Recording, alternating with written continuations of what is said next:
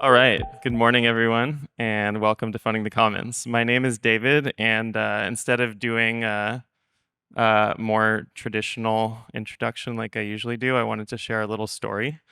So I'll take you guys back to 1999. I was 13 years old, and I got really excited about this video game, Final Fantasy VII.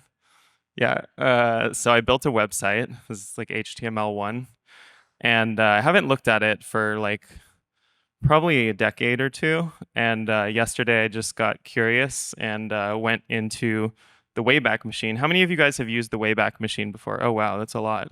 Yeah, you guys see the servers back there? Yeah, those little blinky dots are people using the Wayback Machine right now in real time. So yeah, this was 13-year-old David. You guys can see like signing the guest book. Where's the fan art?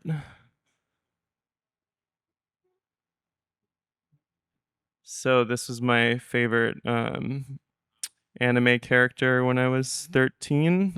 People would submit fan art and then I would post it. There's Cloud Strife. All right. So yeah, a little bit about this, like the history here in this building and stored in the archive. It's not just a storage facility for websites. It is a living cultural archive of memory and knowledge. And since I have been running Funding the Commons, it's always been a dream for me to organize an event here and bring together some of the OGs from around the San Francisco Bay Area that have built some of the foundational technologies of the internet together with the younger generation founders and builders of emerging technologies, blockchain, AI, etc., and bring those people together in this space. And really grateful for Wendy for giving such an effort to do that, and for everything that you've done for this space and for the Commons. I think the archive itself is such a beautiful embodiment of a digital commons, of a universal knowledge commons. And yeah, just thank you so much, Wendy. Hey everyone, my name is Wendy Hanamura, and for the last decade, it has been my pleasure to be a part of the hundreds of people who make this place. We call this our temple to knowledge. And being in this room, which is called the Great Room, I think you can understand why we do that. And we think of ourselves as the Library of Alexandria for the digital age. And as a library, what do you have on the shelves? You have the books, but in our case, the books, the films, the web pages, the 78s, the images. And if you turn back there, as David alluded, these are just some of the storage units that we ourselves engineered. And every time one of those little blue lights blinks on and off, it means that there's somebody somewhere in the world either uploading or downloading a kernel of knowledge from the Internet Archive.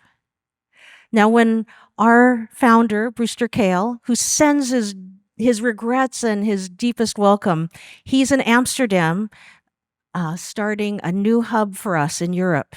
Because in these uncertain times, I think you want to have knowledge here and in Canada and in Europe and all over the world. And that's what he's busy doing.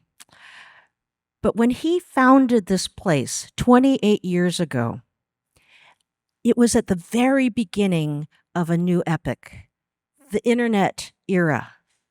And he had the prescience to think, wow, someday this thing, the World Wide Web, it might actually amount to something. And maybe there might be a guy named David Casey who 28 years later wants to see his GeoCities website.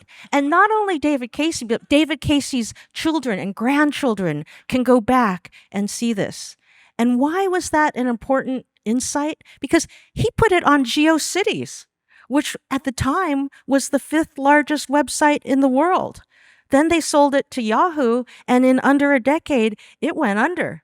So if it weren't for the crawlers that went back and forth, quite egalitarian, I must say. They did not take Tim Berners-Lee's website but say, David Casey, I don't need that thing. They took everything because who knows what brilliance David Casey would have today to bring you all together? Who are we to say what is important and is not important? So Brewster and his team built the first crawlers that would go back and forth across the web and capture every website and store it forever. And how big was that at the time? At the time, we can tell you it was 63 inches big because we commissioned Alan Rath, the MIT sculptor. We said, how big is the web? And he said, oh, well, it's 63 inches because I can store it in this piece of sculpture. And if you were to stand there, and I encourage you to, you would see almost every web page that was in existence in 1997 pass through. And when they would ask Brewster Kahle, how big is this thing you're trying to preserve? He would say, I don't know, it's enormous. It's maybe 2 terabytes big.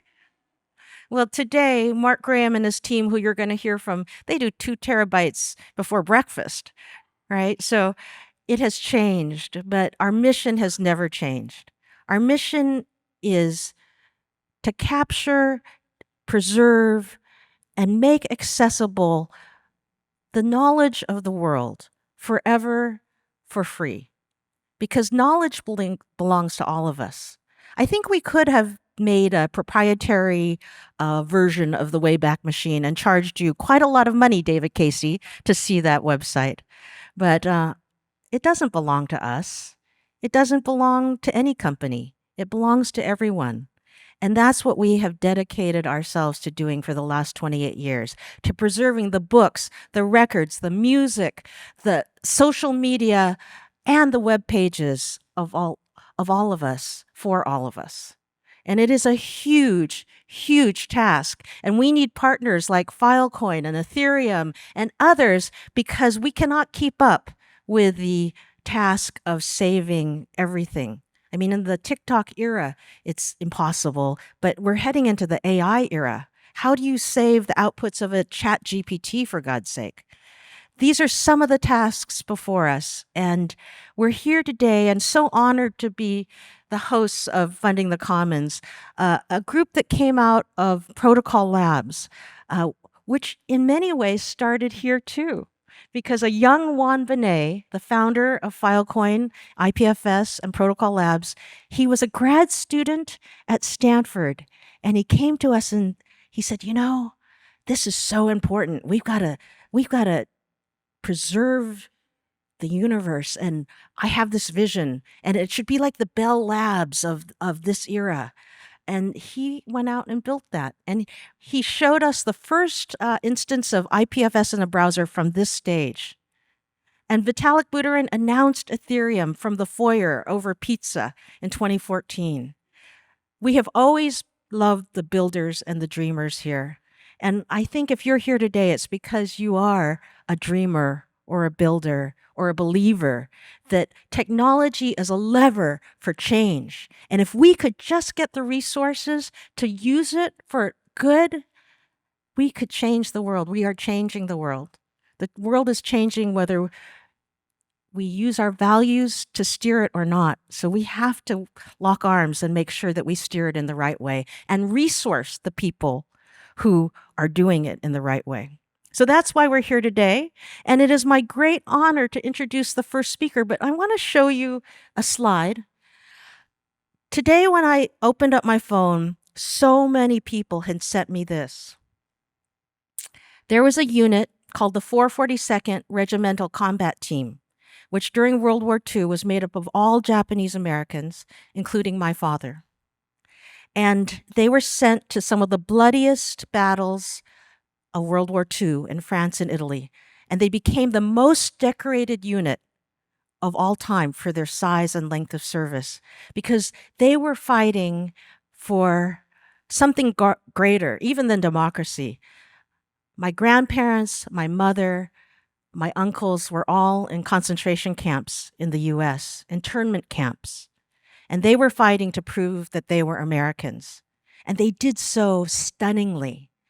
So this video about their service reminding us that we are all Americans, was taken down this week from the Army website because it does no longer fit in the non-DEI mandate of the recent executive order signed by President Trump. So history can be erased in a second, folks. And one of our jobs at the Internet Archive is to make sure that we have a copy of every iteration of history. So every 4 years, we do something called the end of term crawl. We crawl every government website in the Biden administration and then every one in the Trump administration. And that work is just a tiny fraction of the work led by our next speaker.